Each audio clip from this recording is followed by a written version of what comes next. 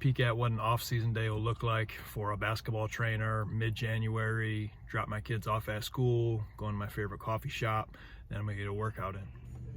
This is the Milk and Honey Cafe. Had it all to myself today, scheduled social media posts for an hour. That was really good. Social media is a big part of what we do, has become a bigger part of the business, and we go into play some pickleball. Not some of my best effort playing pickleball today. You dust yourself off, we get it back for the next time.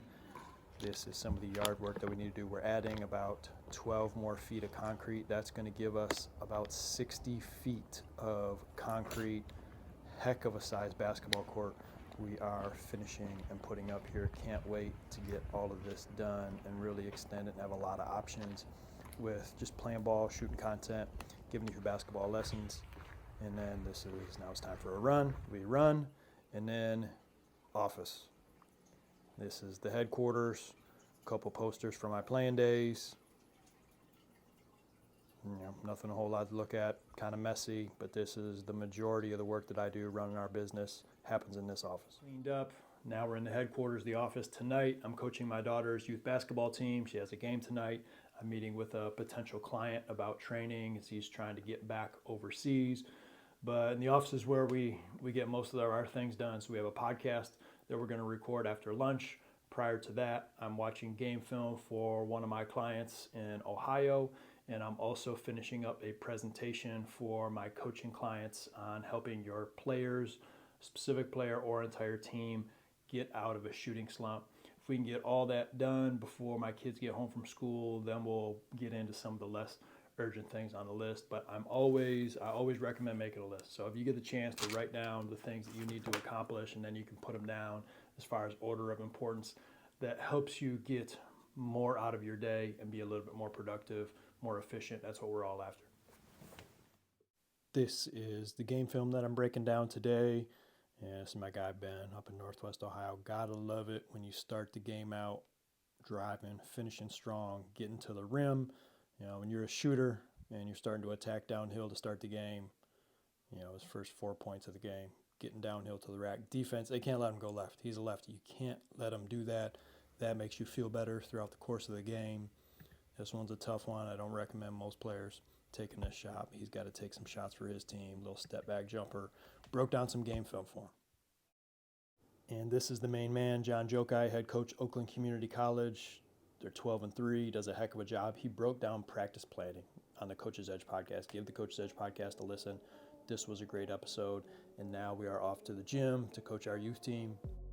We are a couple games into the season. We've had a couple scrimmages as well. And it's just great to see them continuing to improve since we started practice in mid-November. There's a lot of improvement you can get with athletes at a young age. I don't know if we always give young people enough credit, whether it's sports or anything else. I mean, the things that they're learning in school, the things that my daughter is learning in school in fourth grade, quite impressive. So if we think about their ability to comprehend gameplay, pivoting, ripping, ball screening, all the different aspects that go into a basketball game, you'd be surprised at the amount of things young people can accomplish, whether that's in sports, academically, socially, musically, or anything else. It's really exciting for me, and that's probably why I went and got my degree in elementary ed, is I just have a passion for working with young people and helping them continue to get better. We are the red team in the Clips, by the way, but again, team played pretty well. Some things we still need to sharpen up on as far as passing, defensive rebounding. But other than that, we're doing a really nice job. Really fun group to work with. Nice little 6-0 run we put on our opponent right here. And overall, this is a good view of what a day in January looks like as a basketball trainer. So let me know if you like this video. A lot of people ask me what I do when it's not in the summer, my busiest time of year. We run, I'm gone probably 100 days out of the year or close to it, running different basketball camps and clinics. Big stretch during the summer, and then a ton of weekends throughout the fall and the spring, and then some weekend things locally as well. So people ask me, what do you do the other time of the year? What do you do in the winter? Well, if you say 100 days out of 365, I'm already traveling, running events.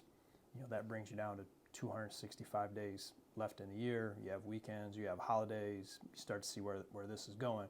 Keep pretty busy, right? But the January, February, my least busy times of the year as far as actively training athletes and players because they're in season. So the majority of the work that I do is volunteer for different things that I have a passion about, like youth basketball programs and online. And we have a really strong foundation for athletes that we train online and coaches in our membership online. And so that's what gets the majority of my attention in January and February. And we're obviously planning our spring and summer with some of the boring stuff like getting contracts set up, gym rentals down, booking events in different locations, and just kind of doing some of the miscellaneous stuff that you absolutely have to do if you're going to run a business like this, so that you can do really the rewarding and the fun part, which is being in the gym and working with so many players. Thanks for checking out this video. Get after it today.